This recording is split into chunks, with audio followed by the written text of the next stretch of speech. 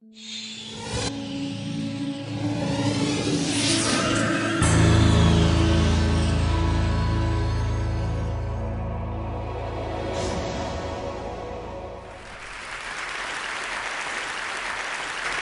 I'm going to give you a story. It's an Indian story about an Indian woman and her journey. Let me begin with my parents. I'm a product of this visionary mother and father. Many years ago, when I was born in the 50s and 60s didn't belong to girls in India. They belonged to boys.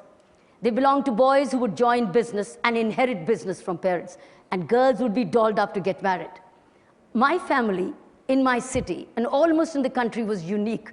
We were 4 of us, not one, and fortunately no boys. We were 4 girls and no boys. And my parents were part of a landed property family.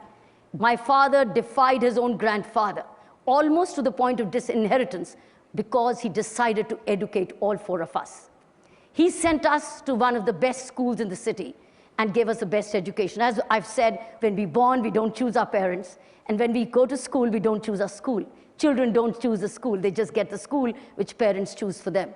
So this is the foundation time which I got. I grew up like this, and so did my other 3 sisters. And my father used to say at that time, I'm going to spread all my 4 daughters in 4 corners of the world. I don't know whether he really meant, but it happened. I'm the only one who's left in India.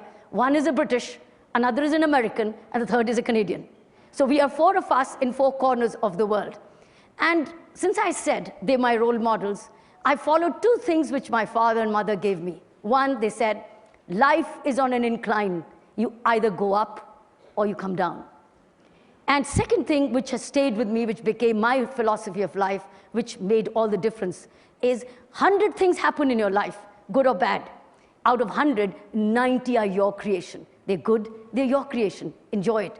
If they're bad, they're your creation. Learn from it. 10 are nature sent, over which you can't do a thing. It's like a death of a relative, or a cyclone, or a hurricane, or an earthquake. You can't do a thing about it. You've got to just respond to the situation.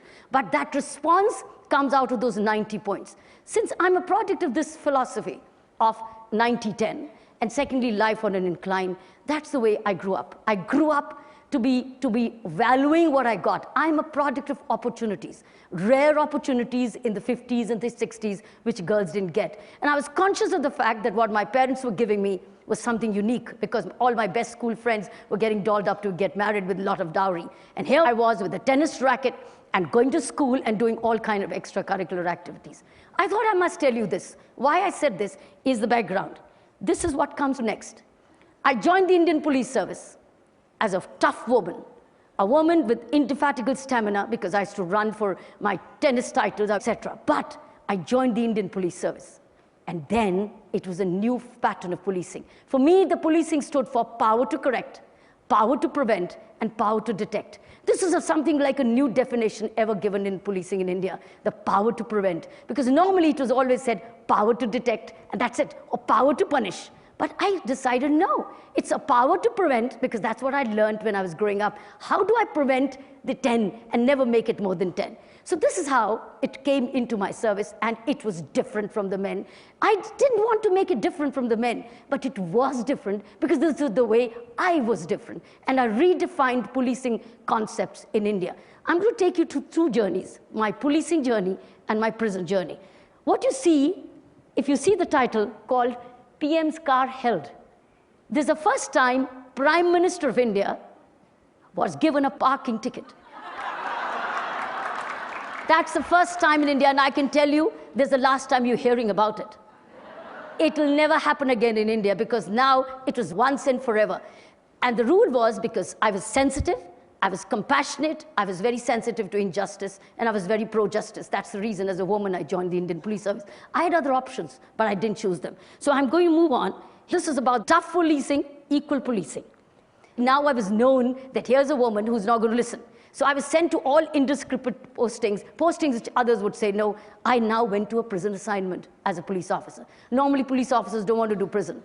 They sent me to prison to lock me up, thinking, now there would be no cars and no VIPs to be given tickets to. Let's lock her up. Here I got a prison assignment. This was a prison assignment, which is one big den of criminals. Obviously it was. But 10,000 men, of which only 400 were women. 10,000, 9,000 plus about 600 were men. Terrorists, rapists, burglars, gangsters. Some of them I'd sent to jail while as a police officer outside. And then, how did I deal with them? The first day when I went in, I didn't know how to look at them. And I said, do you pray? When I looked at the group, I said, do you pray? And they saw me as a young, short woman wearing a Pathan suit. They said, do you pray? And they said, they didn't say anything. I said, do you pray? You want to pray? They said, yes. I said, all right, let's pray. I prayed for them, and things started to change. This is a visual of education inside the prison. Friends, this has never happened where everybody in the prison studies. I started this with community support. Government had no budget. It was one of the finest, largest voluntarism in any prison in the world. This was initiated in Delhi prison. You see one sample of a prisoner teaching a classes. These are hundreds of classes, 9 to 11. Every prisoner went into education program. Same den, which they thought they would put me behind the bar and things would be forgotten, we converted this into an ashram. From a prison to an ashram through education. I think that's the bigger change. It was the beginning of a change. Teachers were prisoners. Teachers were volunteers. Books came from donated school books. Stationery was donated. Everything was donated because there was no budget of education for the prison. Now, if I had not done that, it would have been a hellhole. That's the second landmark. I want to show you some moments of history in my journey, which probably you'll never ever get to see anywhere in the world. One, the numbers you'll never get to see. Secondly, this concept. This was a meditation program inside the prison of over 1,000 prisoners. 1,000 prisoners who sat a meditation. This was one of the most courageous steps I took as a prison governor. And this is what transformed. You want to know more about this? Go and see this film, Doing Time, Doing Vipassana. You'll hear about it and you'll love it. And write to me on kiranbedi.com and I'll respond to you. Let me show you the next slide. I took the same concept of mindfulness, because why did I bring meditation into the Indian prison? Because crime is a product of distorted mind. It was distortion of mind which we needed to be addressed to control, not by preaching, not by telling, not by reading, but by addressing your mind. I took the same thing to the police, because police equally were prisoners of their mind, and they felt as if it is we and they, and that the people don't cooperate. This worked. This is a feedback box called the petition box. This is a concept which I introduced to listen to complaints, listen to grievances. This was a magic box. This was a sensitive box. This is how a prisoner drew how they felt about in the prison. And if you see somebody in the blue, yeah, this guy, it was a prisoner. And he was a teacher, and you see everybody busy. There was no time to waste. Let me wrap it up. I'm currently into movements of education of the underserved children, which is thousands. India is all about thousands. Secondly is about anti-corruption movement in India. That's a big way. We, as small group of activists, have drafted an ombudsman bill for the government of India. Friends, you will hear a lot about it. That's the movement at the moment I'm driving, and that's the movement and a mission of my life. Thank you very much. Thank you. Thank you very much. Thank you. Thank you. Thank you. Thank you.